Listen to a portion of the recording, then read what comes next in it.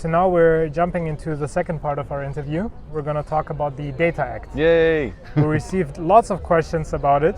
But before we get into those, I'd like you to explain what the Data Act is, because those people who are aware of it are aware. Many have no idea what we're talking about. So let's make sure that everyone's on the same page. The funny thing is, it's going a bit under the radar. Yeah? So people talk about AI regulation a lot, and they talk about, the Digital Services Act, which basically regulates Facebook and so on. But the Data Act, not a lot of people actually know what's going on, apart from businesses. Why is that? The Data Act actually regulates who can share or have access to and also monetize non-personal data that comes out of connected devices. That sounds super abstract, but you know that basically more and more devices are connected to the internet, and certain functions that they have is only possible because they're connected to the internet. And very often all the data of the device that I bought and that I'm using and basically co-generating data with is going to the manufacturer of that device. Sometimes even without a contract. So for example, for cars, a lot of data is just basically going to the car manufacturers, and I, as the driver of the car, I don't really have access to this data, and I can't really share it with anyone else. But this is just one example in the so-called B2C, so business to consumer sector. There are many more examples in the B2B. So basically when it is really about industrial data, paper cutting machines, wind parks, trains, airplanes and so on, where this is also the case that the manufacturer basically holds all the data, and even though somebody else owns them, these devices, they don't really have access, or they have to beg for access.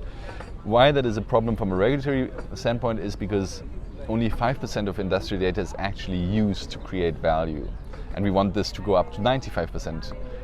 So what we need is functioning and fluid data markets where people basically put data and then it's sold to, let's say, a young startup woman who found investors who gave her 5 million euros to set up a new algorithm and maybe buy certain data and then come up with a new idea of what to do with that data.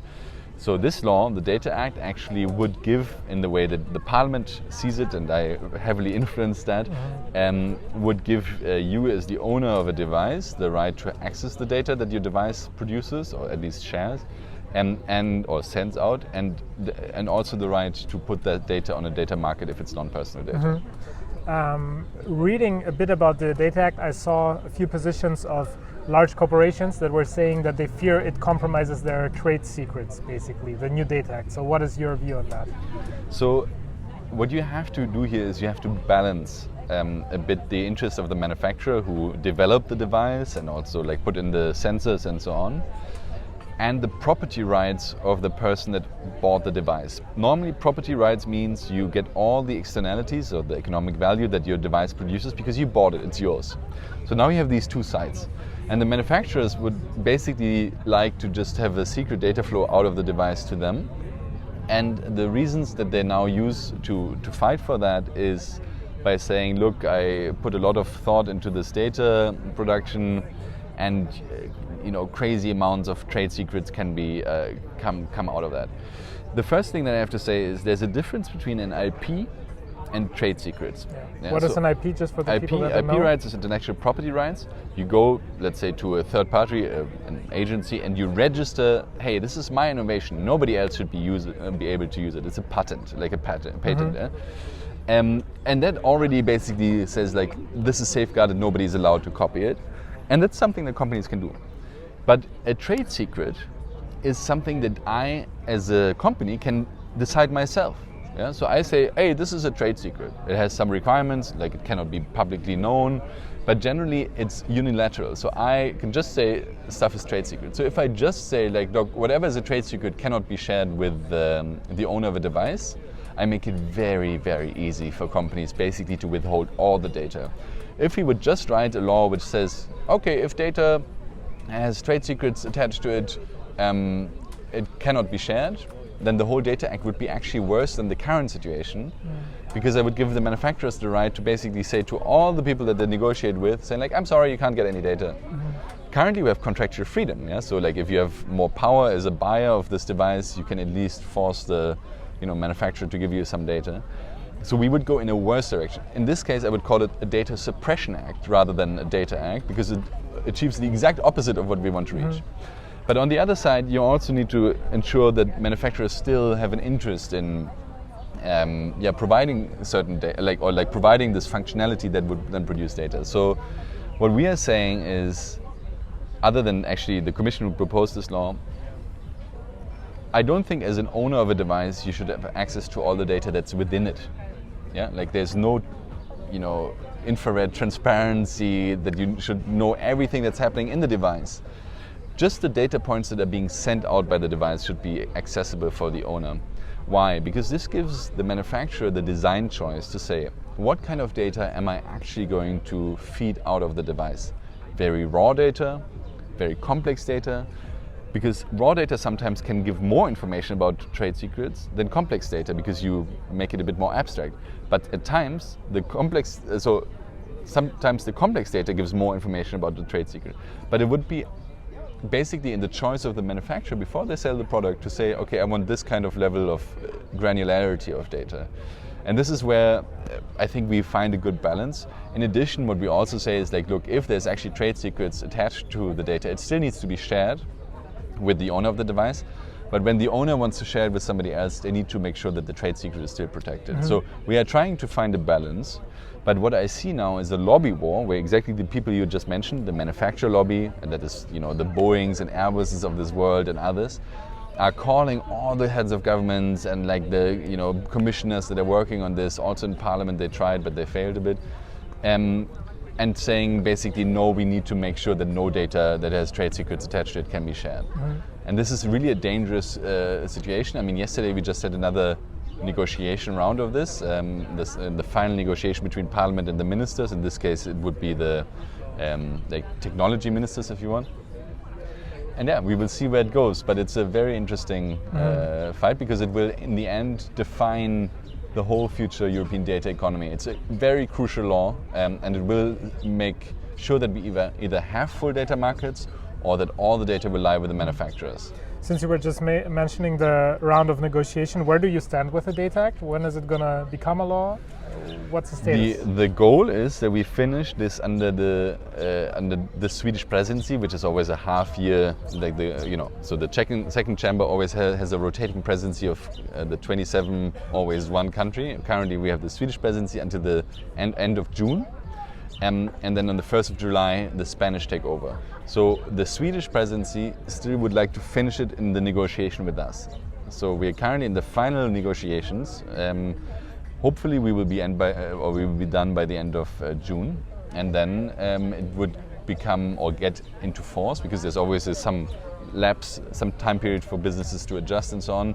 Probably around 2 years later, 1 to 3 years later, and it's also a topic for discussion and negotiation. But yeah, that's the game. One of the parts of the Data Act says that governments are allowed to access data in times of exceptional need, basically. Two questions related to that. One, how do you define basically this exceptional need? What needs to happen that governments can access it? And the second one is, how do you ensure that this isn't abused? Because there are governments that are, going rogue or not going in the interest of the European Union. How do you prevent them from taking the data and using it for something that it's not supposed to be used for? Yeah, that was a discussion also yesterday. Parliament is super clear. We said a couple of things. First, only in real public emergencies, corona pandemic, can the government ask for non-personal data from companies. So non-personal means no personal data that is regulated under GDPR, that is really like a value for the European Union, is that basically you cannot get access to the personal data unless someone consents to it. And only in cases of emergency. In the Commission's proposal, and so in the law as it was proposed, they said also to prevent a public emergency or in the aftermath of a public emergency. But for us, that's too vague. So we really limit it completely to say, if there's a public emergency, non-personal data can be requested, and it cannot be shared on with anyone, because otherwise you would have the situation where maybe, let's take the random example of Hungary, where basically a ministry that is close to one Hungarian company asks their competitor, hey, give me the data, and then transfers it to the competitor, which is closer to the Hungarian government. So this is all forbidden. But of course, in the negotiations, we will see where we land. I think there are people who say that at least for public emergencies, personal data that is pseudonymized, so not, you can't see the name, but you can see that there's one person basically, could also be accessible for governments. And obviously the corona pandemic is a bit of an argument in that direction. Yeah? But we try to put a lot of safeguards in there to make sure that like it's really contained then just for this cause.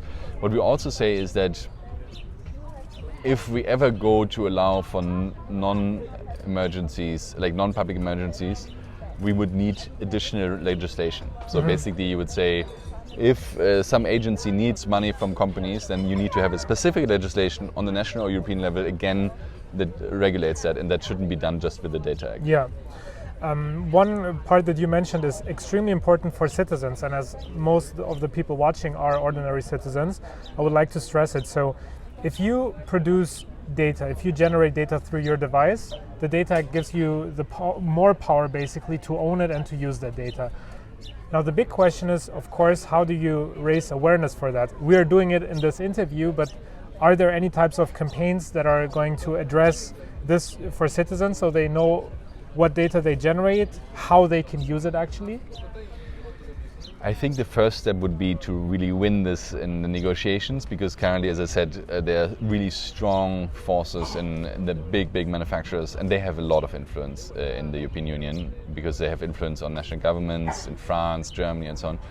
So first of all, we need to make sure that we respect and represent the interests of the future innovators, the future startups, the future, power that Europe could actually develop, so that we have future cool companies as well, and not just the current incumbents. So this is the first step for me. I'm focusing very much on this negotiation right now.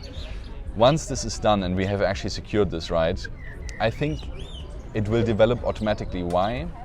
Because there's economic value in it. And as soon as there's money to be made, there will be intermediaries who come and say like, hey, they will put up a billboard and say, did you know that you can actually get, 10 euros per month if you share your XYZ data, be it your laundry machine data or whatever. Yeah. And then suddenly you have a super cool effect, because currently the value of data is invisible in most times.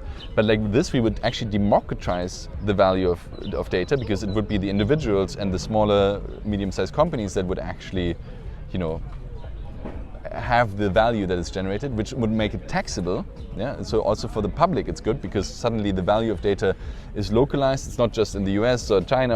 No, it's actually localized where it is being produced by your use of that device. So it has like really positive implications for everyone and also for society. But yeah, I think it will come there almost automatically. So since this has quite an entrepreneurial spirit to it, basically, it's likely going to create lots of SMEs, lots of startups that are going to turn into SMEs probably. And on that topic, what is something, if you're already a startup, if you're already an SME, what do you need to look for regarding the Data Act? What matters to you? Because we discussed big corporations, we discussed citizens and those who are maybe going to become like datapreneurs, whatever. But if you're an existing smaller mid-sized enterprise startup, what do you need to look for? So my goal is exactly to regulate for them, and that means I need to be extremely clear that once you have data, there will be no legal repercussions for you for sharing it. Why? Because as a small and medium-sized business, the fact that you have to tell your one IT person to divert a data stream that you get from your device to a data market is already an effort. If you also had to have a huge legal department that would have to make sure that you do not violate any things, and the big manufacturer will potentially sue you, you won't share it. So what I'm trying to do is I'm trying to make it extremely simple, if you want, so that you don't need a legal department whatsoever, but you just know, oh, I'm getting this data, I can share it on a data market, non-personal data, very important. So my hope is that as soon as we're done, you as a business owner of a small and medium-sized company look at all your connected devices, and then you say, okay, cool, I know I can get this and this and this and this data from like my connected devices. Where's a data market that I can put it on? And then you basically just tell this IT guy, like whatever data comes out of it, just put it on. There will Yeah. be other people who will clean it. There will be other people who will, you know, aggregate it and so on. That's all fine. But you just need to have this one moment in your boardroom where you say, actually, we have an additional income stream. And then, like, once you got that, so it needs to become part of the business strategy of the small and medium-sized businesses to say, we can have an additional revenue stream if we share data that we don't actually, you know, need, or maybe we can even use it also for our own purposes. But like, we can also just share it because we can make some cash on the side. Yeah.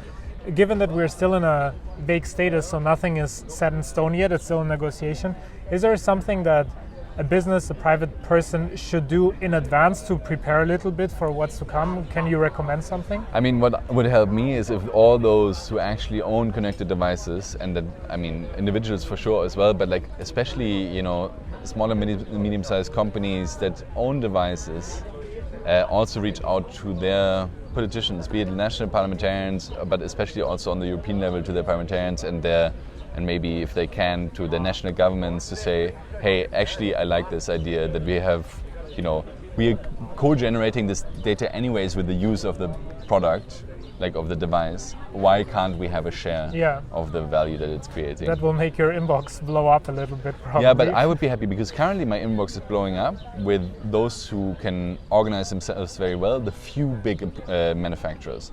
They are winning the lobby war right now. And I think it's important that we don't, as I said, only represent the interests of a couple of manufacturers, but of the millions of small and medium-sized businesses that actually buy devices and create that data that produces the value for the manufacturers currently exclusively. So that's what I would need. I think apart from that, wait until end of June, to be honest, and then once the law is finished, you still have 2 years or whatever to prepare yourself, and then in these 2 years I would very much focus on thinking, how can I make cash with the data that's the non-personal data that's coming out. Perfect.